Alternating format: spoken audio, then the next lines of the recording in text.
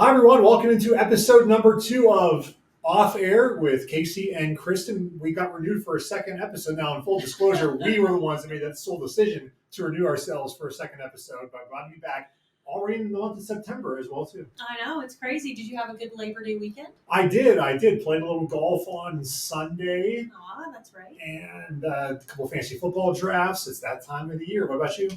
I just pretty much stayed at home, relaxed a little bit, and went out to the lake on Monday, so it was nice. That was the best day of the 3-day weekend, I think, weather-wise, was Monday. Yeah, exactly. That's why I saved it for Monday. So it was nice on Monday. I got to go out to the lake a little, swim a little bit, play a little. My daughter, Riley, likes to play basketball out there. They've got a little basketball net, so she played a little basketball. So, yeah. All righty. Well, I figured one thing last week we touched on just kind of our backgrounds here. I think tonight I'm going to start with maybe let's talk about what a typical work day is for us. Because so many people, I can tell you how many times people say, what time do you go into work? Or what's your schedule like? When do you work till? So why don't we start with a typical work day at WCYB for us, and we'll start with you. Okay, so you want to start with like what time you get in? What time do you get in? So yes. from the time I get in. Okay, so get in at 2:30 because we work night shift, me and Casey both.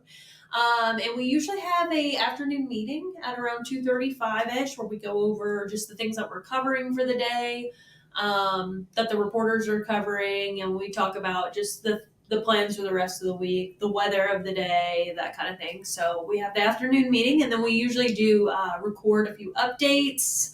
I usually do the early ones, the 3 o'clock updates, as you know. So like we record basically like little commercials teasing what's coming ahead. So normally write those really fast and get the reporters to send some video for that, record those, and then basically get ready for the 5 o'clock show is what I do. So I help the reporters look over some of their stories for the day, write teases in the show, just go over everything that's in the show for the day and just kind of help the producers write things. So after the 5 o'clock's over, go home for a quick dinner break, come back, and then we do it all again for the 11 o'clock show. So same kind of thing. Keep, writing, doing that kind of thing. And then you leave 11:35, news is over, screech the tires out of the parking lot, and head home. And like Kristen said, I will also get here 2:30. I got that 2:35 meeting.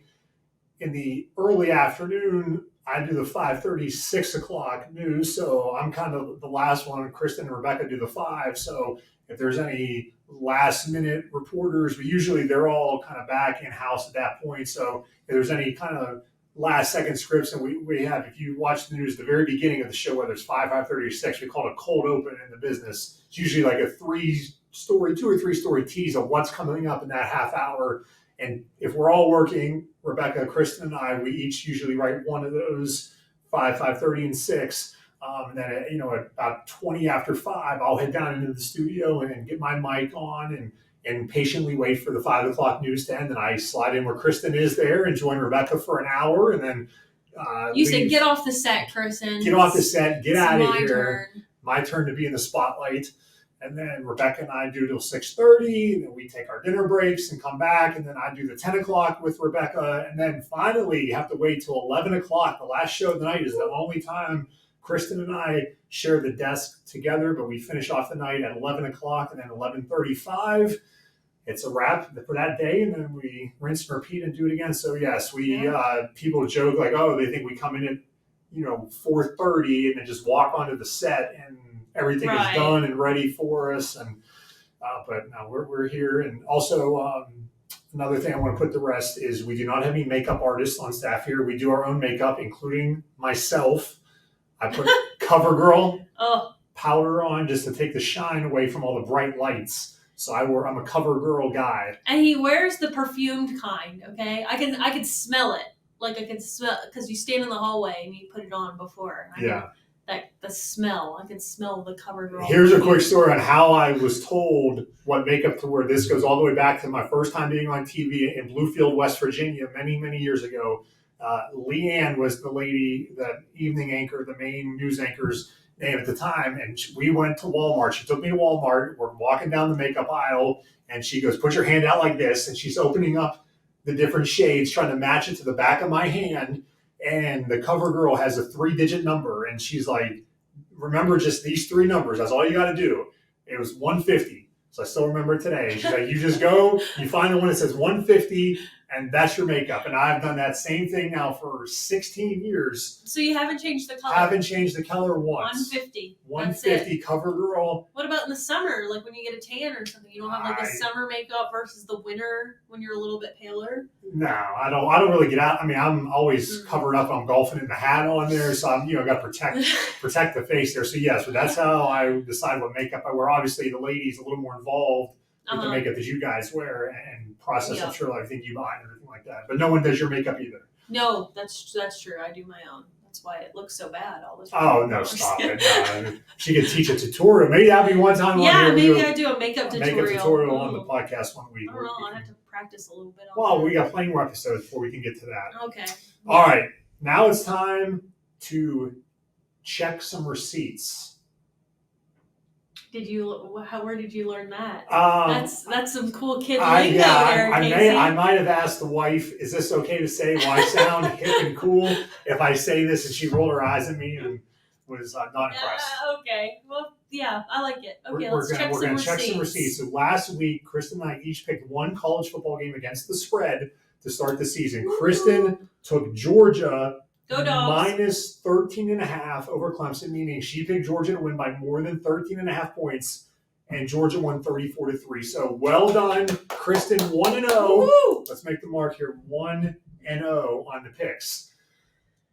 As for myself, for you, not everybody can start out on top. Oh, sorry, I was just choking there. Like Virginia Tech, the Chokies, they let me down. Unbelievable. I picked Virginia Tech not only to beat Vanderbilt, but to beat them by at least 2 touchdowns, 14 points. They couldn't even win the game. Terrible. Virginia Tech, the Chokies, living up to their name, they lost at Vanderbilt as a 2-touchdown favorite, 34-27. So I'm starting 0-1 in the pick segment in college football. And our poor producer of this podcast, Ethan, is crying somewhere. He's a Virginia Tech grad. Yes. So he was not. I'm just mad because I picked him. He went to school there, and Hokies laid an egg in the opener. A lot of hype around Virginia Tech this year, and they laid a big egg in Nashville against the worst team in the SEC in Vanderbilt. But we move on to week number 2 now, and Kristen, your game that you're picking in college, one game we're due against the spread. What's your game this week? Okay, so I'm picking Michigan and Texas. Michigan and Texas. That is a game you can watch on Fox 39, 12 o'clock kickoff. Mm-hmm. It's at Michigan. Right. Texas, though, is favored by 7.5 points at Michigan. Right. And that's what I'm going with. I'm going with Texas. They're going to win by 7. Well, if you go to Texas and they win by 7, you're going with Michigan. It's 7.5. That's what I meant. Okay. So Texas is going to win by more than 7.5 points. All right, I got to explain, Thank you. Gambling 101 here. Okay. All right, so Kristen. I don't obviously gamble very much on but who's winning? But I guess maybe I should, but We're going to keep track of these all season, and we'll do that at the end here. Now, so Kristen's going Texas minus 7.5 in Michigan. That was a tough choice, though, because I know they're at Michigan. Yeah. And that kind of, but I'm just going with what I think. Second week in a row, also, you're picking a 12 o'clock game early. Huh. She wants it out of the way early. I'm going to a night game, Saturday night this week. Colorado, Deion Sanders, Coach Prime, taking Colorado to Nebraska. That's a 7:30 game you can watch on WCYB. That'll be leading into our 11 o'clock news. I'm going to take Nebraska. They are favored by 7.5, same number. Okay. I think Nebraska will win by more than 7.5 points over Coach Prime and Colorado. All right. That's Casey's pick here. Now, we also did say last week that because the NFL season is starting this week, we're also going to pick one NFL game each week as well. Now, for this first week, it's going to be a special game because, as we touched on last week, Kristen's favorite team is the Atlanta Falcons. Mine is the Pittsburgh Steelers. And guess who plays in week 1? The Steelers go to Atlanta to play the Falcons. So we're making it. That is the game we're picking. One of us will be right. One of us will be wrong. Atlanta is favored by 3.5 points over the Steelers. Really? They are. The game's shocked in by Atlanta. That, actually. Kirk Cousins, first game is an Atlanta Falcon. Mm-hmm. Russell Wilson, first game is a Steeler. But yes, Falcons are favorites, so you have no choice. You have to take the Falcons minus Absolutely. 3.5. I'm taking the Steelers plus 3.5. Okay, we'll So see how it that's goes. our NFL pick. Rise up. Now, I have one other NFL question I want to run by you. Okay. The opening game of the season on Thursday night on Channel 5, the Baltimore Ravens going to the Kansas City Chiefs. A rematch of last year's AFC Championship game. My question for you is, as the number one Swiftie that I know, will Taylor Swift be in attendance, and how many times will they show her if she is during the game? Okay, so yes, she will be in attendance, and they will show her 3 times. 3 times, okay. Because she's on a break, right? You told me she's on a break in her tour right now. Yeah, she's on a break on the tour. So she finished her European leg, and so now she has a few more American tour dates. Okay. But that doesn't start out for a minute. So I do think she'll be at the game, but I do feel like they've toned it down a little on showing her as much. But it's been how many months since the Super Bowl was the last time we've seen the Chiefs play a game? Exactly. February. And it's still a hot topic. Yeah. So I'm going to go with 3. Like okay. once in the beginning, maybe once towards halftime. You know, they get those. Or if Travis Kelce scores a touchdown. Yeah, exactly. Good point. Yeah. You know, I also feel like that's one of their go-tos, you know, like before the commercial break, they're like, let's just pan over to Taylor real quick. Yeah. So I'm going to go with 3. Alrighty. So I will be shocked if she's not there at the game. I mentioned, he's been to many of her concerts in the off season all over the world. And the fact that she's on her little break right now. So you're like, better be there. She better be there supporting her manager. He supported her all throughout the concert season as well. So, okay, I want to get your take on that. But how many times do you think they'll show her? I think I'm going to say 5 times. 5 times. I'm going to say 5 times. I think Travis might have a pretty good game to start the season as well. So I'm going to say 5 times. Okay. That we'll see Taylor on NBC. Now it's time. We asked you last week.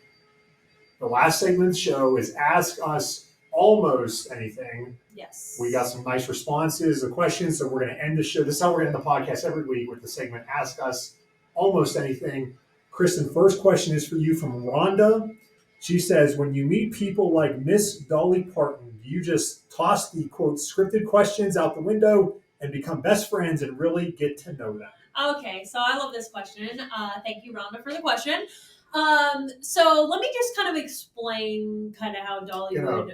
Peel the curtain back here a little bit. Yes, let me kind of just explain how a day at Dollywood works when Dolly's there. Because this is new for me too, because I had never been there to cover an event that Dolly's at. This has kind of been Kristen's forte, so this is new for me too. So I'm listening. I'm ready to go. Right. So first of all, when Dolly's there, like, it's not always, like, we don't always get the opportunity to interview with her one-on-one. So the Dollywood team kind of decides who's going to get the one-on-one interviews for her certain appearances. I don't know how they decide that. Because when they have that, like, there's stations from the Tri-Cities, from Knoxville, from Chattanooga, like all over the state come in. Absolutely. I mean, there's, like, whenever they opened Wildwood Grove and things like that, they had the Today Show, CBS News sometimes comes. Like, it just depends on who's there at the time. And if they gave everybody an interview, she'd be there all day. She would be there all day. So they kind of decide, okay, like the Tri-Cities media. Normally we're like lumped in with the Tri-Cities media, sometimes with the Knoxville stations, that kind of thing. And then sometimes they give the one-on-ones to like the Nashville stations and so on and so forth. So I don't know how they decide that. I just know whenever they send us an email and say, okay, you have the opportunity to interview her one-on-one, that's when we, go and do that. So normally what happens is we'll leave here at the station, pack up all the gear, drive to Pigeon Forge in the morning. Normally when she is at the park, she does something for the season ticket holders, the VIPs, and they usually have that at the Dollywood Theater, one of the theaters. And so she'll come out and usually talk to the audience with the president of Dollywood. And so, like, for instance, the last time I interviewed her one-on-one was for the anniversary of I Will Always Love You. And so she came out and sang I Will Always Love You, and then she talked a little bit. And then sometimes they also have some people perform that are like going to be there through the year. So you get kind of like a preview of like what's happening at the park as well. So they do that. And then after that's over, is when we kind of rush to wherever we need to go to interview her, because everyone's got a set time of when your time is to interview Dolly. So I think the last time I did ours, it was like, okay, the thing happened at the theater at like 11 o'clock, and then our interview was at 1. So you have time to shoot some video really quick, and then you got to get over to wherever she is. And it's usually, they switch it up, but she's usually not like right there in the park. So you got to drive or go wherever you need to go.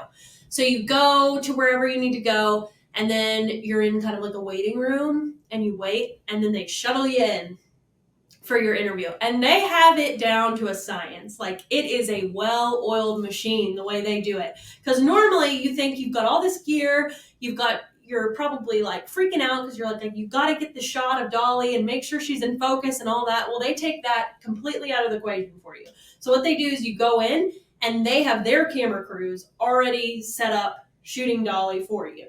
So you don't have to worry about any of that. So our videographer will come in and shoots me and gets like the reverse question. So all they have to focus on is getting me asking the questions, and then their camera crew is shooting Dolly.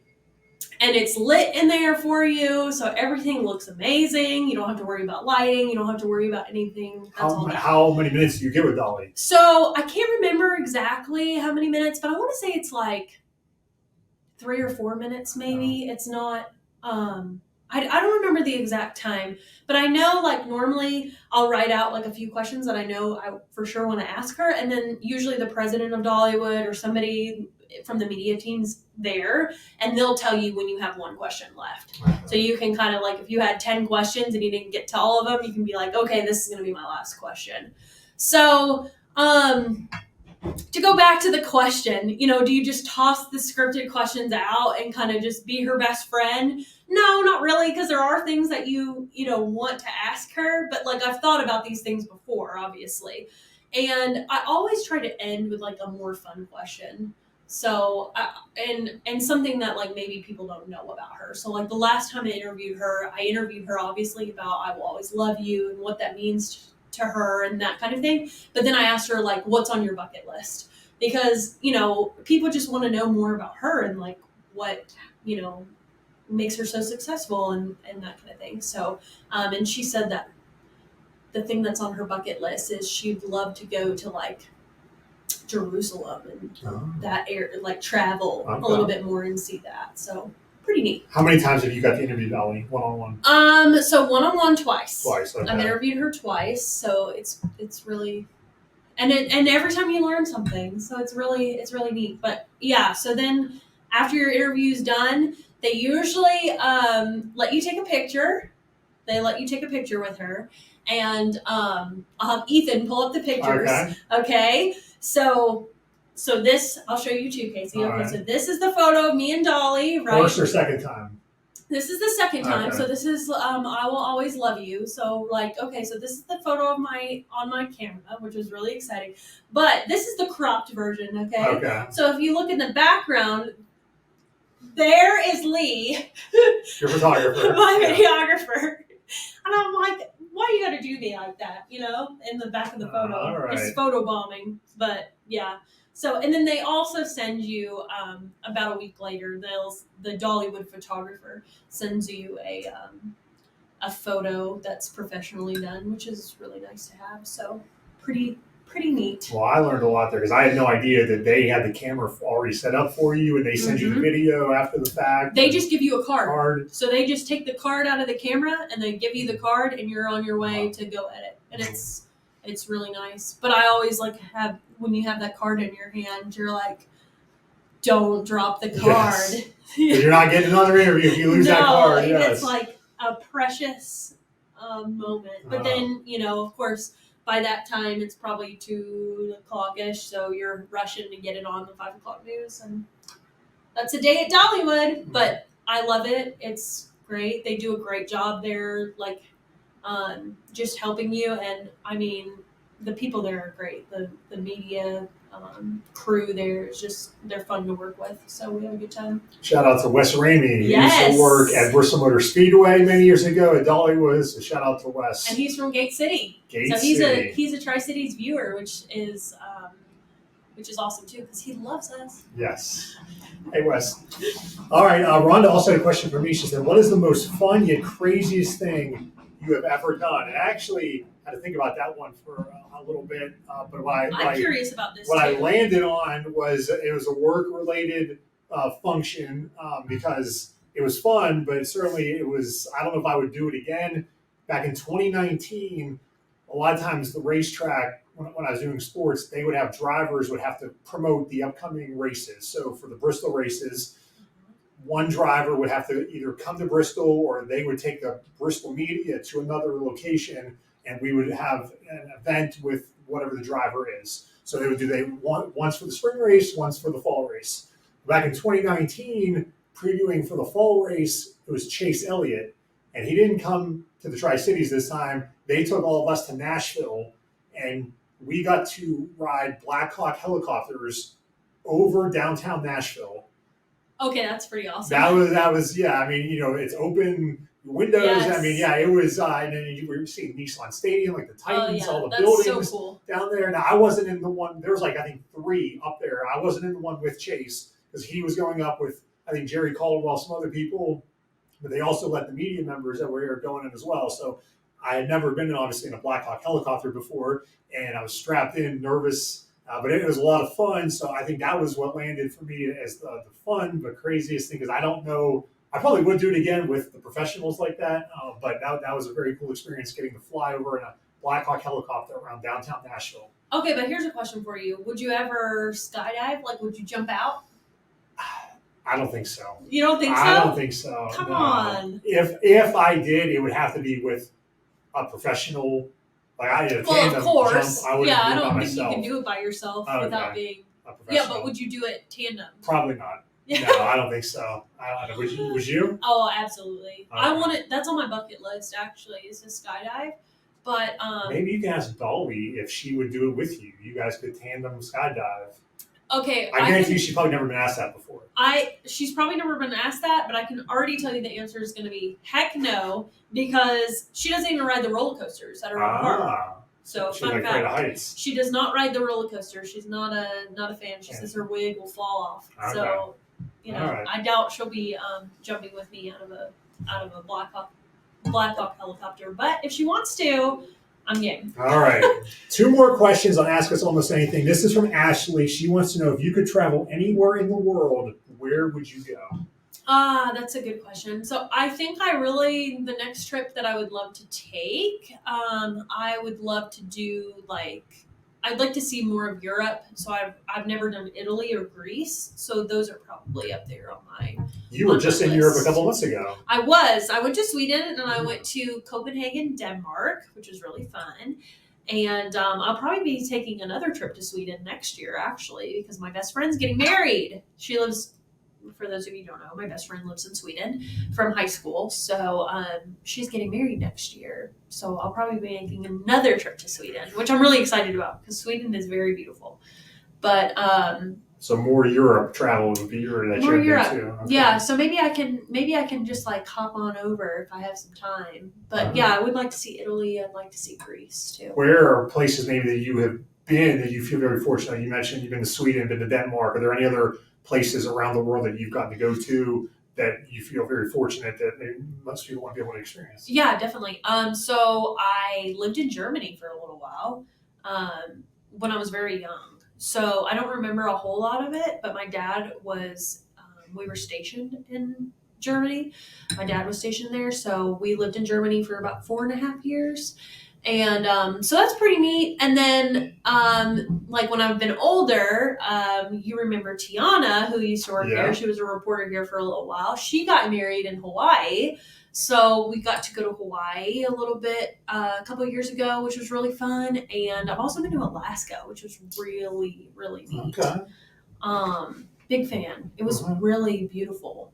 It's crazy to think that's you're there and you're like, this is America. It's just totally different than what what you normally would experience. I don't know. So I really like that. What about you? For me, it would be Scotland. I was supposed to go on a golf trip to Scotland in April of 2020, and spoiler, it didn't happen on a golf trip, unfortunately, with COVID. And I have not been able to make it back yet. So if there's anywhere that I want to go, I'd like to complete that journey, whatever it is, and go on that golf trip to Scotland and play St. Andrews and all those fantastic golf courses they have over there. I was supposed to actually go with PJ Johnson, used to work here. But he went. He actually got to go with another group of guys a couple months ago. So he made it, and obviously he went a couple weeks before I got married. So I obviously was not, I wasn't invited. They were looking for an extra group, But even if I had been invited, I would have had to have said no, which would have been another time I'd have said no because he was over there a couple weeks before I got married. So Scotland for me. But you have to carry your own. You have to carry everything there. Right? I don't care. No golf carts. No golf carts. I see that. I don't know. You could get a caddy to carry your bags for you, but I'll carry my own bag. Because most of it's flat, from what I understand, over there. So that would be for me. Places I've been to. I've been to Hawaii as well. Went there family vacation in high school. Been to Bermuda, St. Lucia, Aruba. So I've been very fortunate to go to places, but Scotland is on the list for me to get to that I haven't been to yet. You'll make it. Thank you. Last question, and ask us almost anything, from Connie. She wants to know if we have any brothers or sisters. Yes, I have an older brother. He is in the Savannah, Georgia area, and Jessup, Georgia. It's about 45 minutes to an hour from Savannah, but in that area. And so he works down there, and he actually came to visit me this summer, which was really fun. He likes to fish. Okay. So he's got his own little boat that he goes out in Georgia and fishes down there. So he got to come up, and he went fishing in South Holston while I worked. Boo. But he got to do some fishing here, and he loved it. So he's like, I'm coming up to visit more. Whatever it takes to get the family here. I know, more, right? Yeah. But it's beautiful up here. It absolutely is. Great places to fish, yes. Yeah, so he had a good time. Well, I, like you, have one brother. Mine's younger than me. We're about 16, 17 months apart.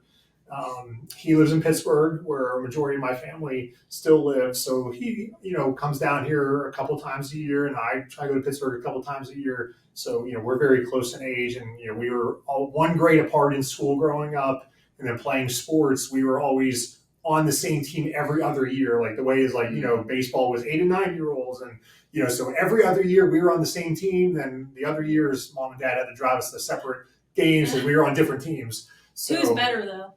At what sport? Sports. I think probably me. He had the brains though. He's smarter than I am. But I'd say athletic-wise, I probably had it, not by just a little bit, but I'll say myself. But he definitely he had the brains. He got better grades. Yes, yeah, he got better grades, smarter. Didn't have, it came easier for him than, right. It came. Some people you can roll out of bed and you can get an A on a test. Some people have to study to get an A on a test. I was in that latter category where I could not roll out of bed and get A's on tests. Yeah, same. I would say that. It's for sure true. Well, thank you for the questions. Again, we're going to end the podcast every week with Ask Us Almost Anything. So comment them on the YouTube page, send them on Facebook, email, X, however, and we'll do this at the end of every episode. Thank you for watching episode number 2, and we'll see if we make it back for episode number 3 next week. Bye.